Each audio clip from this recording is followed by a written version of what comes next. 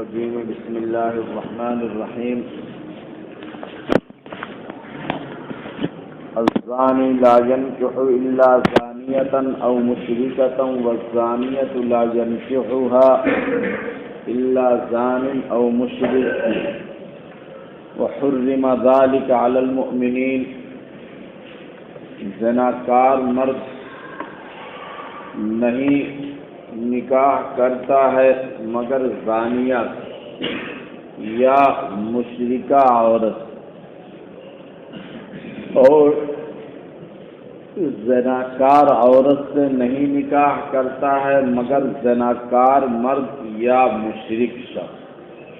وحرم ذلك علی المؤمنین، اور یہ مومنین کے اوپر حرام قرار دیا گیا ہے.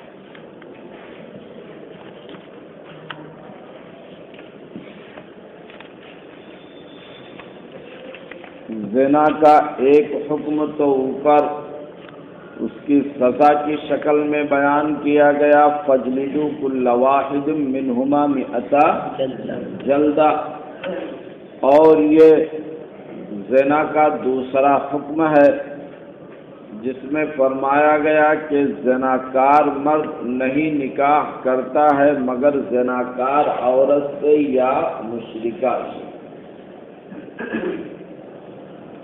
ظاہر ہے کہ مشرکہ عورت سے تو نکاح کرنے کا سوال بھی پیدا نہیں ہوتا، کیونکہ لا تنکحوا المشرکین اور لا تنکحوا المشرکات نص صریح. اسی طریقے سے یہ بات بالکل ظاہر ہے کہ زناکار مرد صرف زناکار عورت ہی سے نکاح کرے، پاک دامن عورت سے نکاح نہ کرے، یہ بات بھی فہم سے بالا تر ہے. تو پھر آیت کا کیا مطلب ہے جس میں فرمایا جا رہا ہے کہ زناکار مرد صرف زناکار عورت سے یا مشرکہ ہی سے نکاح کرتا ہے؟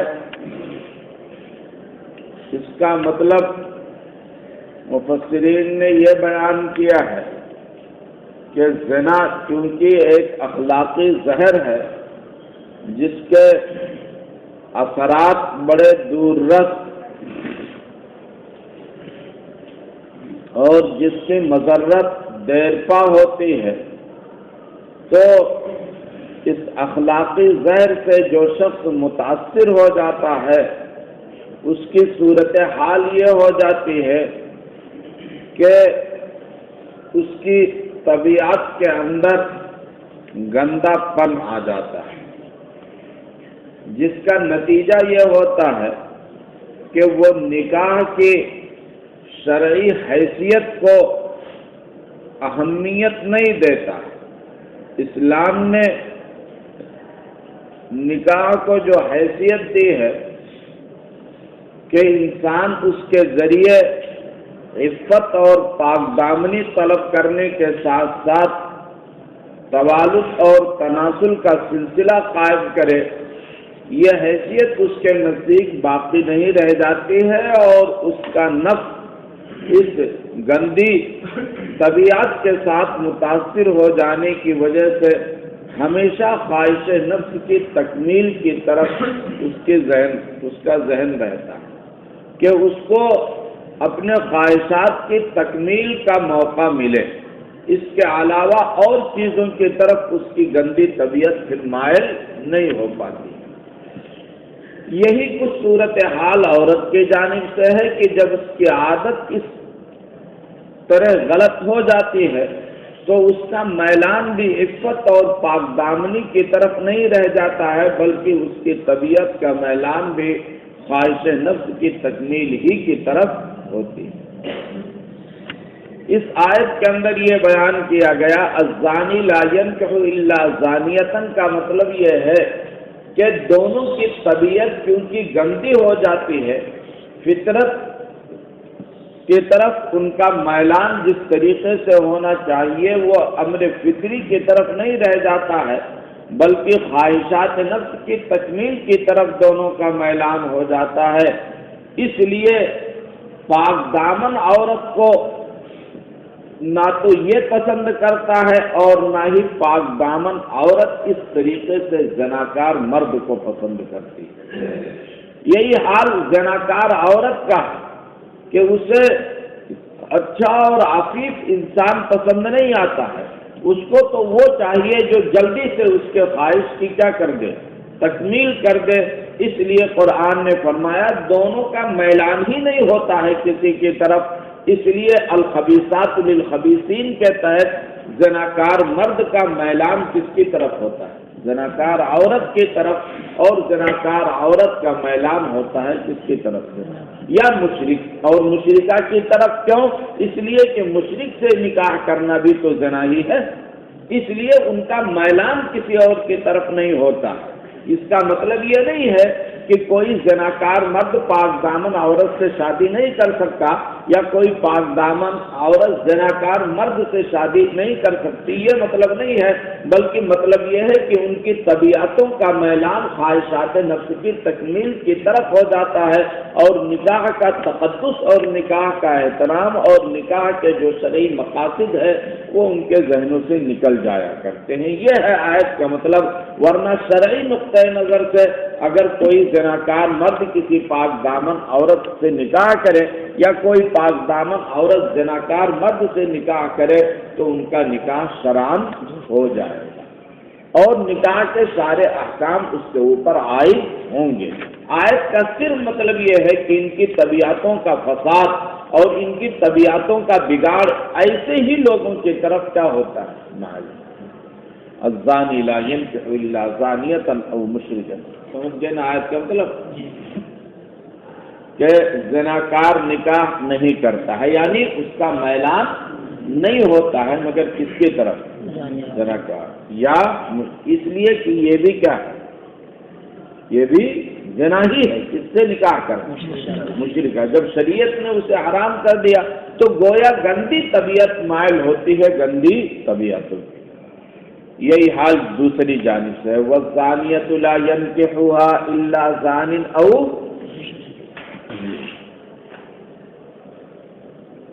یاد رہے آیت کا یہ مطلب جو بیان کیا گیا ہے، یہ اس وقت ہے جب زناکار مرد اور زناکار عورت اپنے اس عمل قبیح سے تائب نہ، اور اگر توبہ کر لیتے ہیں تو اللہ تبارک و تعالیٰ ان کے دلوں کو پاک کر دیتا ہے، صاف و شفاف کر دیتا ہے، پھر ان کا میلان گندی عورتوں کی طرف، بازاری عورتوں کی طرف نہیں ہوتا ہے، پھر ان کا رجحان اور ان کا میلان پاکیزہ اور حلال طبیعتوں کی جانب ہوتا ہے۔ وَحُرِّمَ ذَلِكَ عَلَى الْمُؤْمِنِينَ، اور یہ مومنین پر حرام قرار دیا گیا۔ ذالکہ کا مشار الیہ کون ہے؟ ذالکہ کا مشار الیہ کے بارے میں ایک قول ہے کہ ذالکہ سے مراد ای ذالک الزنا، اور آیت کا مطلب بالکل واضح ہو جائے گا کہ زنا چونکہ عمل قبیح ہے، اس عمل قبیح کی وجہ سے شریعت نے اسے مؤمنین کے اوپر کیا قرار دیا؟ حرام قرار دیا۔ بعض مفسرین نے کہا ہے ذالکہ کا مرزا نکاح الزانی والزانیہ، تو یا نکاح الزانی المشرکہ یا نکاح المشرکہ الزانی وغیرہ قرار دیا ہے، یعنی آیت کے مفہوم سے جو سمجھا جا رہا ہے اس مفہوم کو ذالکہ کا مشار الیہ قرار دیا۔ اب اگر ذالکہ کا مشار الیہ یہ باہم نکاح ہو تو پھر اور مطلب سمجھیے، اگر باہم نکاح کو حرام قرار دیا گیا ہے تو اگر اس طریقے کا نکاح ہے کہ زانی کا ہو رہا ہے مشرکہ سے یا مشرکہ کا ہو رہا ہے کس سے؟ زانی سے، تو اس کی حرمت میں تو کوئی کلام نہیں، لا تنکحوا المشرکات اور لا تنکحوا المشرکین کی وجہ سے۔ اور اگر یہ جو مفہوم ہے یہ زانی اور زانیہ تک رہے یا زانیہ اور زانی کا رہے تو ظاہر ہے کہ یہ تو اگر مومن ہے تو حرام نہیں ہے، تو پھر اس کو حرام کیوں قرار دیا گیا؟ اس کا جواب یہ دیا گیا ہے کہ حرام دو معنوں میں استعمال ہوتا ہے۔ ایک معنی تو وہی ہے حرمت جو حلت کے مقابلے میں ہے، اور ایک معنی حرام کا کراہت، ناپسند سمجھنا، اس کو ناپسند سمجھا گیا ہے۔ کس بات کو؟ زانی کا نکاح زانیہ سے اور زانیہ کا نکاح زانی سے، مگر یہ یاد رہے یہ ناپسندیدہ سمجھا گیا ہے۔ کیوں؟ اس لیے کہ وہ اپنے اس فعل پر قائم، اور میں نے پہلے بتلا دیا اگر وہ تائب ہو چکے ہیں تو یہ بھی بات نہیں رہے گی، کون سی؟ لا ينکحو الا زانیۃ او مشرکۃ۔ اگر عفیف اور پاک دامن ہو چکے ہیں تو یہ میلان بھی پھر باقی نہیں رہتا ہے، تو پھر ایسی صورت میں ناپسند سمجھنے کا کوئی مطلب نہیں۔ یہ ناپسندیدگی اس وقت ہے جب اس عمل قبیح میں مبتلا ہوں اور وہ اپنے اس عمل سے تائب نہ ہو، تو یہ شریعت کی نظر میں ناپسندیدہ ہے۔ باقی رہا نکاح ہو جانا، نفقہ لازم آنا، نسب کا ثابت ہونا، تو یہ ساری چیزیں رہے گی، ظاہری جو احکام ہیں وہ سب عائد ہوں گے، مگر اس طریقے کا نکاح کہ اپنے اسی فعل قبیح کے اوپر قائم رہیں اور ان کا میلان ایسی ہی گندی طبیعتوں کی طرف رہے جانبین سے، اس چیز کو شریعت کے اندر اچھا نہیں سمجھا گیا ہے۔ تو پھر حرام کا معنی کیا ہو جائے گا؟ ناپسندیدہ۔ ایک اور مطلب اس آیت کا بیان کیا گیا ہے کہ ذالکہ کا مشار الیہ، کسی مفہوم کو قرار دیا جائے جس مفہوم کو آپ ابھی سن رہے تھے، زانی کا نکاح زانیہ سے اور زانیہ کا کس سے؟ زانی سے۔ پھر اس صورت کے اندر حرام کو حلت کے مقابل رکھا جائے، اور مطلب یہ کہ حرام اور ناجائز ہی ہے۔ اور حرام اور ناجائز کیسے ہے جبکہ دونوں مومن ہیں؟ آیت کا مطلب بیان کیا ہے مفسرین نے کہ اس خدمت کا مطلب یہ ہے نکاح کے بعد بھی اگر وہ کسی طریقے کے عمل کے اوپر قائم و دائم رہے، اسی عمل کے اوپر قائم رہنے کا مطلب یہ ہے کہ نکاح ہو گیا، اس کے باوجود صورتحال یہ ہے کہ اس کی بیوی دوسرے کے بستر کو گرما رہی ہے اور یہ خود دوسرے کے یہاں مہمان بن رہا ہے، تو اس طریقے کی دیوسیت یہ شریعت کے نزدیک کیا ہے؟ حرام ہے۔ وحرم ذلک علی المؤمنین، کہ نکاح ہو جانے کے بعد جبکہ خواہش نفس کی تکمیل کا راستہ بطریق حلال ان کے لیے ہموار ہو گیا، لیکن اس کے باوجود اپنے اسی سابقہ فعل کے اوپر برقرار ہیں کہ نکاح ہو جانے کے باوجود اپنے خواہشات کی تکمیل کے لیے غلط راستے اور غلط دروازے کھٹکھٹا رہے ہیں، تو یہ شریعت کے نزدیک کیا ہے؟ وحرم ذلک علی المؤمنین۔ اس صورت کے اندر ذالکہ کی ضمیر کا مرجع زنا ہی رہے گا، یعنی کیا وہ حرام ہے اس عمل کے بعد، نکاح کے بعد۔ آج کا مطلب سمجھ گئے؟ والذین یرمون المحصنات ثم لم یأتوا بأربعة شہداء فاجلدوہم 80 جلدہ۔ آیت کے اندر یہ زنا کا تیسرا حکم بیان کیا گیا ہے کہ زنا چونکہ شریعت کے اندر بہت ہی فعل قبیح ہے اور اس کی قباحت کے اثرات بڑے دور رس ہوتے ہیں، اسی لیے شریعت نے اس کی سخت سزا متعین کی ہے۔ تو عدل انصاف کا تقاضا یہ تھا کہ جب سزا سخت ہے تو اس کے ثبوت کے لیے کڑی اور سخت شہادتیں بھی ہونی چاہیے، تاکہ بلا وجہ کوئی دوسرے کے اوپر اس طریقے کے غلط الزام عائد کر کے معاشرے کے اندر اس طریقے سے فعل قبیح تو شہرت نہ دے یا اس طریقے سے اس فعل بد کے ساتھ کسی کو متہم نہ کرے۔ اس لیے بتقاضائے انصاف شریعت نے یہ کڑی شرط لگائی اور فرمایا والذین یرمون المحصنات، جو پاک دامن عورتوں کو تہمت لگاتے ہیں پھر وہ 4 گواہ نہ لائیں، فجلدوہم 80 جلدہ، تو انہیں 80 کو لگا۔ اور یہ حد قذف ہے، یہ بھی زنا ہی کے احکام میں سے ایک حکم ہے کہ زنا کے ثبوت کے لیے کئی گواہ ہیں ضروری؟ 4 گواہ۔ ایک تو مطلب حکم بیان کیا جو پاک دامن عورتوں پر تہمت لگائیں، یعنی ایسی عورتوں پر جو عاقل ہوں، بالغ ہوں، مومنہ ہوں اور واقعی وہ عفیف اور پاک دامن ہوں، ان پر جو لوگ تہمت لگاتے ہیں۔ اور اگر سڑک چھاپ ہی کوئی عورت ہے تو اس کے اوپر تہمت لگایا جا رہا ہے تو اس پر کوئی اثر ہی پڑنے والا نہیں ہے، اس لیے کہ اس کا کام ہی پیسے لینے ہیں، تو ان کی بات نہیں کی جا رہی ہے۔ جو لوگ پاک دامن عورتوں پر تہمت لگاتے ہیں اور پھر وہ 4 گواہ نہ لائیں، تو 4 گواہ کا لانا شریعت کے نزدیک یہ ضروری ہے، اس کے لیے ثبوت زنا کے لیے اور حد قذف کے لیے 4 گواہ سے پہلے، چونکہ سزا سخت ہے اس لیے ثبوت بھی اس کا کیسا رہا، سخت ہی ہونا چاہیے تاکہ کوئی دوسرے کے اوپر غلط قسم کا الزام نہ لگے۔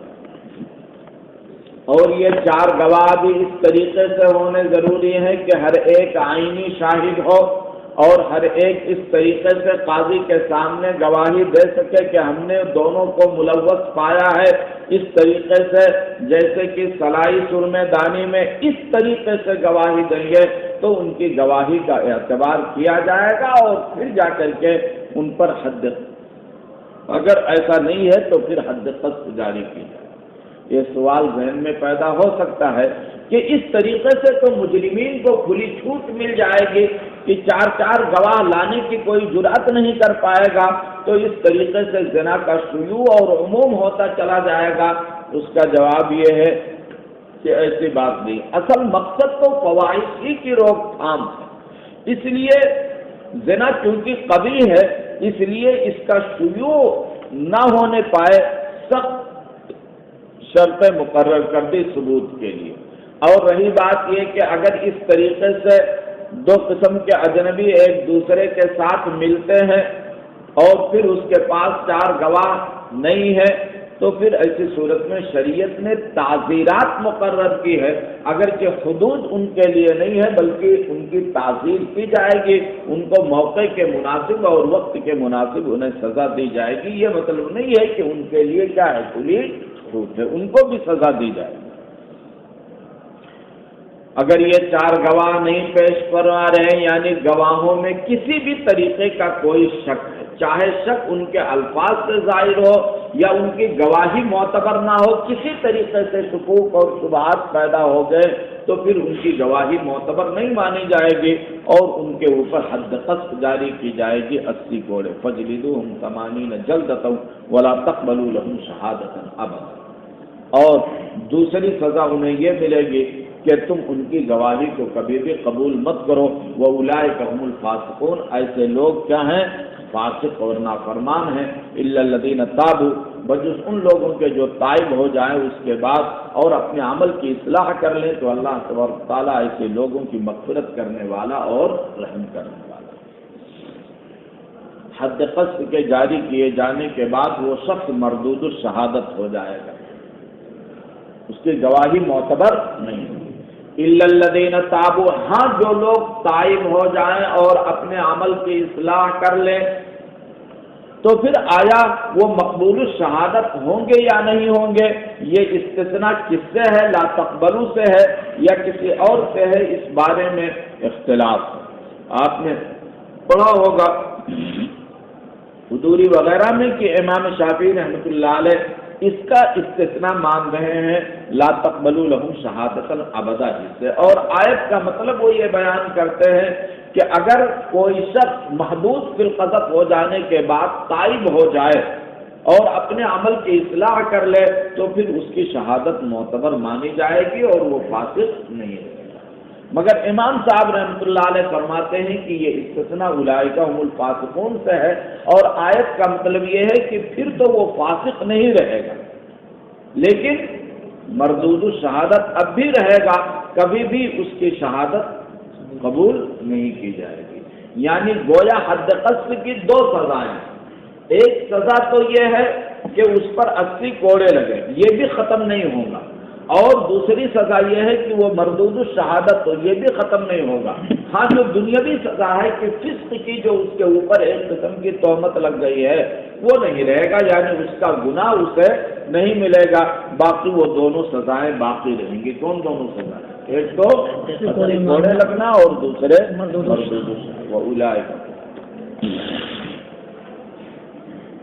والذین یرمون ازواجہم وَلَمْ يَكُنْ لَهُمْ شُهَدَاءُ إِلَّا أَنفُسُهُمْ فَشَهَادَةُ أَحَدِهِمْ 4 شهادات بِاللَّهِ إِنَّهُ لَمِنَ الصَّادِقِينَ وَالْخَامِسَةُ أَنَّ لَعْنَةَ اللَّهِ عَلَيْهِ إِنْ كَانَ مِنَ الْكَاذِبِينَ۔ یہ زنا کا چوتھا حکم ہے جسے لعان کہا جاتا ہے۔ لعن یلعن ملاعنتاً ولعاناً کے معنی آتے ہیں باہم ایک دوسرے کے اوپر لعنت کرنا۔ لعان کا یہ حکم نازل ہوا اسی آیت قذف کے نازل ہونے کے بعد۔ اس آیت کے نزول کے بارے میں دو واقعہ ذکر کیا جاتا ہے۔ ایک واقعہ تو ذکر کیا جاتا ہے حضرت ہلال ابن امیہ کا، اور دوسرا واقعہ ذکر کیا جاتا ہے حضرت عاصم ابن عدی رضی اللہ عنہ۔ واقعہ یہ ذکر کیا جاتا ہے کہ جب یہ آیت نازل ہوئی جس میں کہا گیا کہ اگر پاک دامن عورتوں کے اوپر تہمت لگائی جائے تو گواہ نہ پیش کیے جانے کی صورت میں ان پر 80 کوڑے لگائے جائیں گے، جب یہ آیت نازل ہوئی تو انصار کے سردار حضرت سعد ابن معاذ رضی اللہ تعالیٰ عنہ نے جناب نبی کریم صلی اللہ علیہ وسلم سے فرمایا کہ اللہ کے رسول کیا یہ آیت ایسے ہی نازل ہوئی؟ تو آپ کو بڑا تعجب اور آپ نے حضرات انصار کے طرف رخ کر کے فرمایا دیکھ رہے ہو تمہارے سردار کیا کہہ رہے ہیں؟ تو حضرات انصار نے فرمایا کہ اللہ کے رسول ان کو یہ کہنے پر ان کی غیرت نے آمادہ کیا۔ پھر اس کے بعد حضرت سعد رضی اللہ تعالیٰ عنہ خود بول پڑے اور فرمایا کہ اللہ کے رسول میرے ایمان میں کوئی شک نہیں۔ اے اسامہ کھڑے ہو کر سن، میرے ایمان میں کوئی شک نہیں، میں اس بات کی گواہی دیتا ہوں کہ قرآن کی جو آیتیں نازل ہوئی ہیں وہ برحق ہیں، آپ اللہ کے رسول ہیں۔ مگر یہ بات میرے دل میں اس لیے آئی کہ کیا اگر میں اپنی بیوی کو اس حال میں پاؤں کہ کوئی غیر مرد اس کے اوپر چڑھا ہوا ہے تو کیا میں جا کر کے 3 آدمیوں کو اور بلا کر کے لاؤں اور یہ منظر دکھواؤں کہ چلو تماشا دیکھ لو؟ یہ میری غیرت تو نہیں گوارا کرے کہ اپنی بیوی کے اوپر اگر اس طریقے کا کوئی واقعہ دیکھوں تو بجائے اس کے کہ میں اس کو ڈانٹ ڈپٹ کروں اور تنبیہ کروں، میں اور جا کر کے دوسروں کو بلا کر کے لاؤں، یا یہ کہ زندگی بھر تلخ گھونٹ پیوں اور خون کے گھونٹ پیتا رہوں کہ اس بیوی کو غیر کے ساتھ دیکھا مگر 3 گواہ نہ ہونے کی وجہ سے میں نے جرأت نہیں کی کہ اس بات کا میں افشا کروں اور پھر اس کے ساتھ رہوں، تو یہ تو خون کے تلخ گھونٹ پینا ہوگا، یہ کیسے غیرت گوارا ہے؟ آپ چونکہ اس وقت آیت لعان نازل نہیں ہوئی تھی اس لیے آپ نے فرمایا کہ یہ آیت ایسے ہی نازل ہوئی۔ ابھی حضرت سعد بن معاذ رضی اللہ تعالی عنہ کا یہ سوال اور جواب ہوا ہی تھا دن میں کہ رات کو ایک واقعہ پیش آیا حضرت ہلال ابن امیہ رضی اللہ تعالی عنہ کا کہ وہ رات کو جب اپنے کھیت سے واپس آئے تو دیکھا کہ ایک غیر مرد ان کی بیوی کے ساتھ ملوث ہے، اور وہ باتیں سن لی انہوں نے جو دونوں باہم اس عالم میں کر رہے تھے۔ فوراً خدمت اقدس میں حاضر ہوئے اور عرض کیا کہ اللہ کے رسول رات کو بیوی کے ساتھ اس طریقے کا واقعہ پیش آ گیا ہے میری بیوی۔ آپ صلی اللہ علیہ وسلم نے حضرت ہلال رضی اللہ تعالیٰ عنہ کو دیکھا اور فرمایا کہ تم پر تو حد قذف جاری کی جائے گی اگر نہیں ہے گواہ۔ وہ فرمانے لگے کہ اللہ کے رسول مجھے یقین ہے کہ اللہ رب العزت میرے بارے میں ضرور کوئی حکم نازل فرمائے گا اور میری پیٹھ کو حد قذف سے بچائے گا۔ ادھر حضرات انصار جمع ہو گئے اور جب یہ افواہ پھیلی تو حضرات انصار آپس میں کہنے لگے کہ دیکھا میرے سردار نے جو بات کہی تھی وہی بات ہو ہی گئی، اور اس طریقے کی بات اب تو ہلال ابن امیہ کی پیٹھ کے اوپر 80 کوڑے لگائے جائیں گے اور پھر انہیں ہمیشہ کے لیے مردود الشہادت قرار دے دیا جائے گا۔ اس طریقے کی باتیں حضرات انصار میں چلنے لگی، اور پھر جب یہ بھنک پہنچی حضرت ہلال کو تو فرمایا کہ مجھے یقین ہے کہ اس بارے میں ضرور اللہ کوئی حکم نازل فرمائے گا اور میری پیٹھ کو حد قذف سے بچائے گا۔ ایک واقعہ تو یہ پیش آیا۔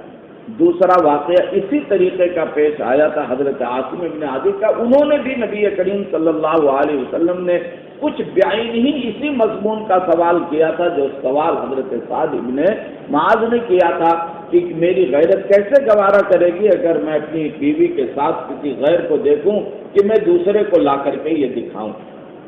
یہ سوال ہوا تھا ایک جمعہ کو، اور دوسرے جمعہ کو یہ واقعہ پیش آیا کہ ان کے ایک بھتیجے تھے حضرت عویمر عجلانی، ان کا نکاح ہوا تھا ان کی خالہ زاد بہن حضرت خولہ سے۔ تو ایک دن جب وہ رات کو اپنے گھر پہنچے تو دیکھا کہ ان کی بیوی خولہ ایک دوسرے مرد کے ساتھ شریک ابن سمحہ کے ساتھ ملی ہوئی، اور اس طریقے سے ان دونوں کو رنگے ہاتھوں پکڑ لیا اور نبی کریم صلی اللہ علیہ وسلم کی خدمت میں حاضر ہوئی۔ یہ دونوں واقعے پیش آئے، ممکن ہے یہ دونوں واقعے اس آیت کے نزول کا سبب ہوں۔ بہرحال یہ آیت نازل ہوئی جس میں فرمایا گیا کہ اگر کوئی اپنی بیوی پہ اوپر اس طریقے کی صورتحال دیکھے تو پھر ایسی صورت میں وہاں 4 گواہوں کو لانے کی ضرورت نہیں ہے، البتہ وہاں ضرورت ہے کہ زوجین باہم لعان کریں گے، یعنی قسمیں کھائیں گے، اور قسمیں کھانے سے اگر کوئی ہچکچائے گا تو اس کے اوپر حد قذف جاری کی جائے گی، اور اگر دونوں قسمیں کھا لیں گے تو پھر ایسی صورت میں دونوں کے درمیان تفریق کر دی جائے گی اور دونوں پھر ایک ساتھ نہیں رہیں گے۔ المطلعنان لا یجتمعان ابدا، مطلعنین کبھی دونوں آپس میں جمع نہیں۔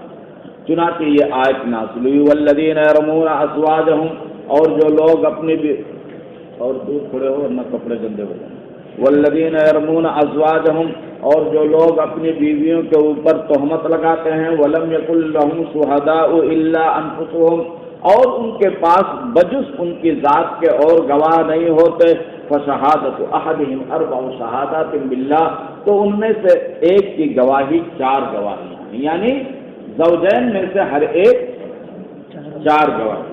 کیا گواہی دے گا؟ انہ لمن الصادقین، کہ وہ اپنے اس قول میں سچا ہے۔ کس قول میں؟ جو اس نے اپنی بیوی کے اوپر تہمت لگائی ہے۔ یہ کہے گا میں اللہ کی قسم کھا کر کے کہتا ہوں کہ میں نے اپنی بیوی کے اوپر جو یہ تہمت لگائی ہے، یا اپنی بیوی کے متعلق میں نے جو بات کہی ہے اس بارے میں میں کیا سچا ہوں۔ والخامسۃ، اور 5ویں قسم یہ کھائے گا ان لعنت اللہ علیہ، کہ اس کے اوپر اللہ کی لعنت ہو، ان کان من الکاذبین، اگر وہ کیا ہو جھوٹا۔ وَيَدْرَأُ عَنْهَا الْعَذَابَ، اسی طریقے سے بیوی سے عذاب کو ہٹا دے گا، دور کر دے گا، بیوی سے عذاب اور سزا کو دور کر دے گی۔ یہ بات درأ یدرأ ای دفع یدفع، کون سی بات؟ ان تشہد 4 شہادات، کہ وہ 4 قسمیں کھائے اللہ کی، انہ لمن الکاذبین، کہ اس کا شوہر جھوٹا۔ والخامسۃ، اور 5ویں گواہی یہ ہوگی ان غضب اللہ علیہا، کہ اس بیوی کے اوپر اللہ کا غضب ہو، ان کان من الصادقین، اور اگر اس کا شوہر کیا ہو سچوں میں سے ہو۔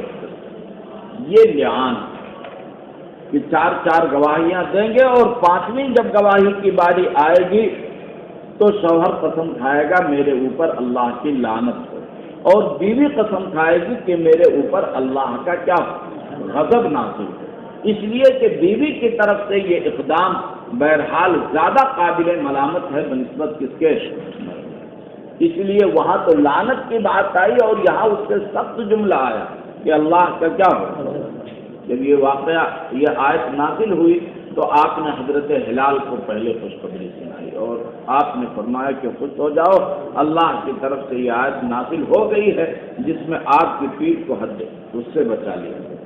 چنانچہ آپ نے زوجین کو بلایا اور بلا کر کے آپ نے دونوں کے درمیان لعان کرائی۔ پہلے حضرت ہلال سے قسم کھائی، جب وہ 4 قسمیں کھا چکے تو آپ نے فرمایا رک جاؤ اور خوب سوچ لو، اللہ آخرت کی سزا دنیا کی سزا کے مقابلے میں زیادہ سخت ہے۔ 5ویں قسم کھانے سے پہلے سوچ لو، مگر حضرت ہلال چونکہ اپنے قول میں سچے تھے اس لیے فرمایا کہ اللہ کے رسول جو کچھ میں نے اپنی بیوی کے متعلق کہا ہے اس میں مجھے ذرہ برابر کوئی شک نہیں ہے۔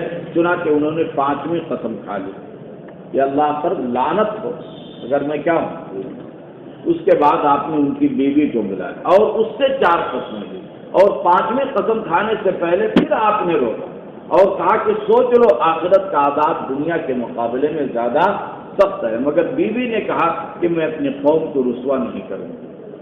یعنی قسم کھا کر کے پھر حد قذف جاری کی جائے اور اس طریقے سے میری پوری برادری کیا ہو، رسوا ہو، میں ایسا نہیں کروں گی، میں اپنے قبیلے اور اپنی برادری کو رسوا نہیں کروں گی، یہ کہا اور اس نے بھی 5ویں قسم کھا لی۔ اور اس طریقے سے قسم کھانے کے بعد پھر زوجین کے درمیان جناب نبی کریم صلی اللہ علیہ وسلم نے کیا کر لیا۔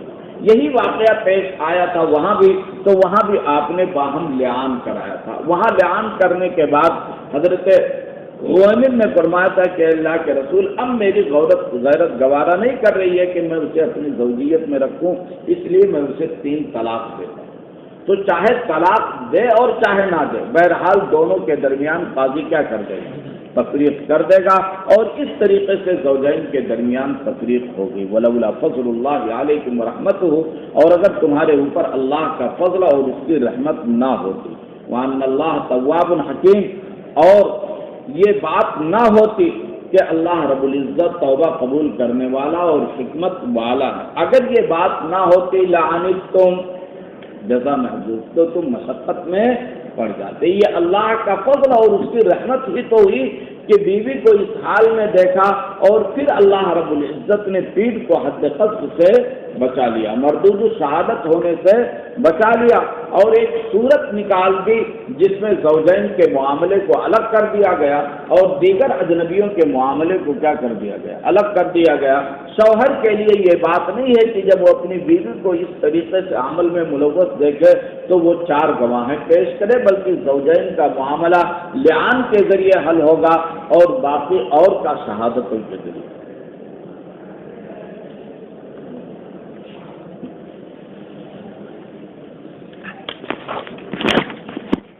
بیٹھ